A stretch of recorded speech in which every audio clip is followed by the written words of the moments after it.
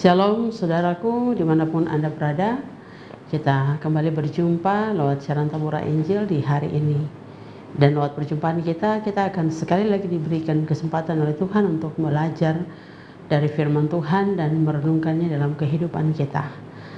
Karena itu sebelum kita membaca bagian firman Tuhan, mari kita berdoa.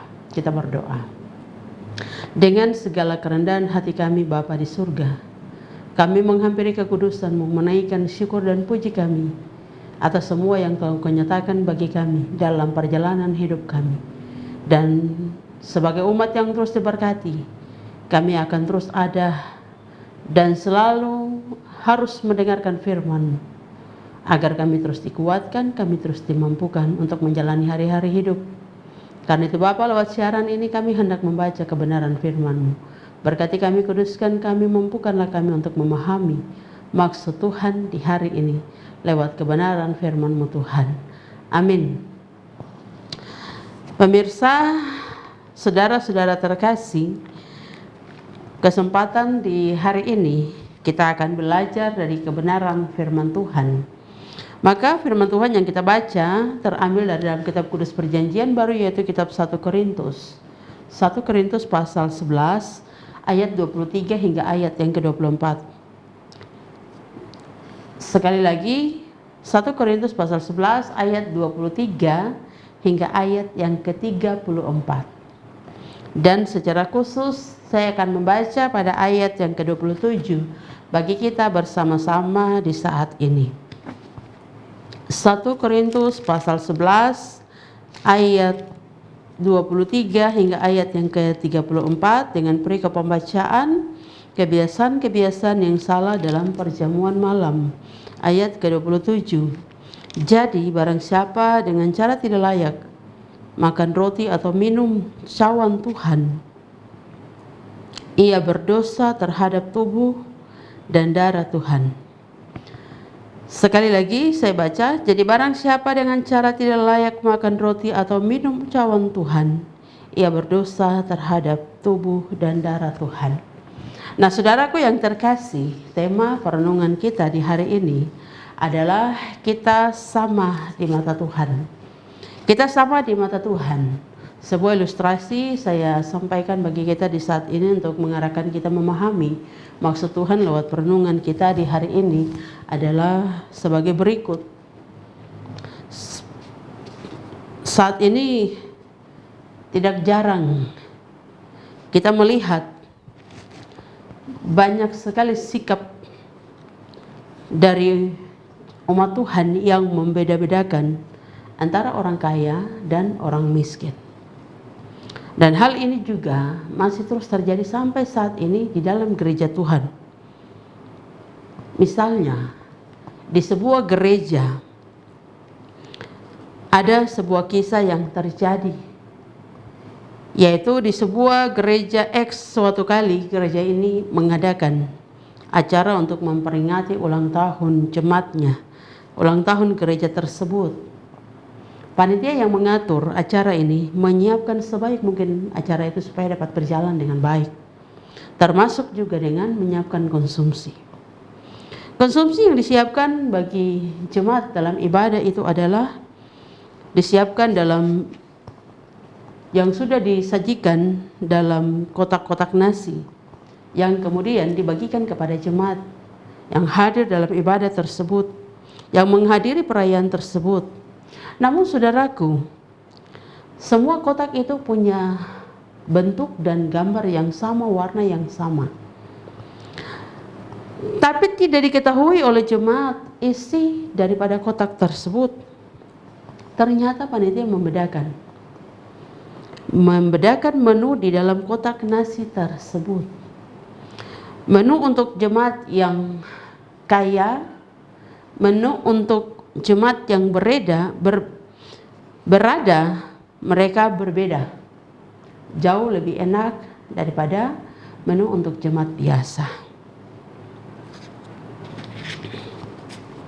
Nah, saudaraku, sikap ini masih berlaku dalam kehidupan kita sampai saat ini dan dipraktekkan dalam gereja-gereja Nah, ini jelas menunjukkan bahwa gereja sesungguhnya tidak hidup dalam kasih dan persatuan.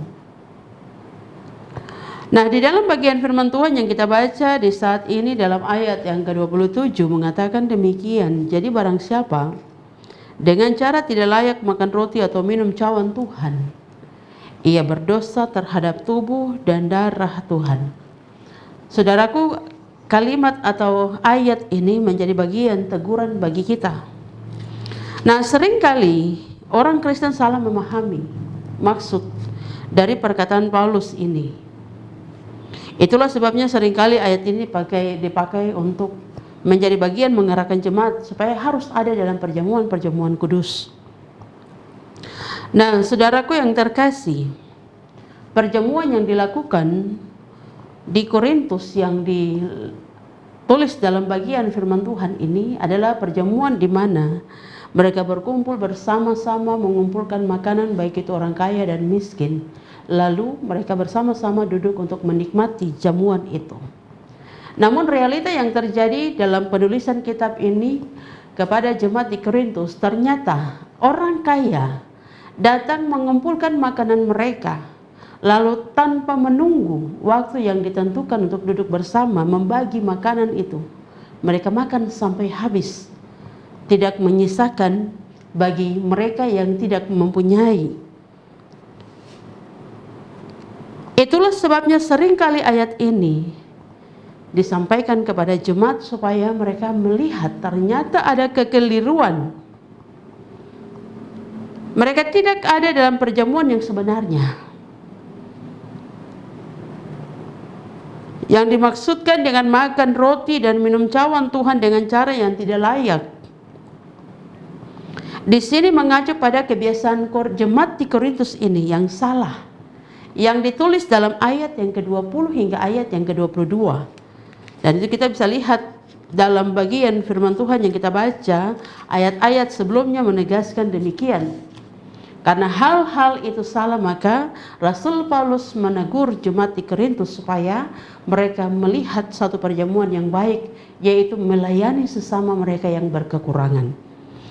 Dengan demikian, yang dimaksudkan Paulus dengan makan dan minum dengan cara yang tidak layak di sini adalah bahwa barang siapa yang mengambil bagian dalam perjamuan kudus bersama setelah mereka menghabiskan semua yang ada pada mereka, mereka tidak mau berbagi dengan yang lain, mereka yang hanya mementingkan diri sendiri, pada saat perjamuan itu berlangsung, mereka inilah yang berdosa.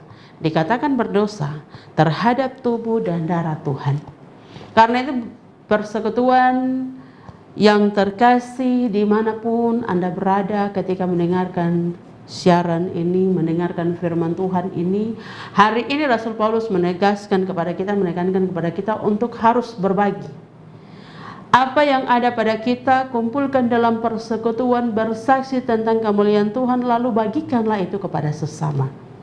Karena itulah yang dituntut oleh Tuhan. Karena jamuan kasih inilah ketika kita menjamu dengan suatu kekeliruan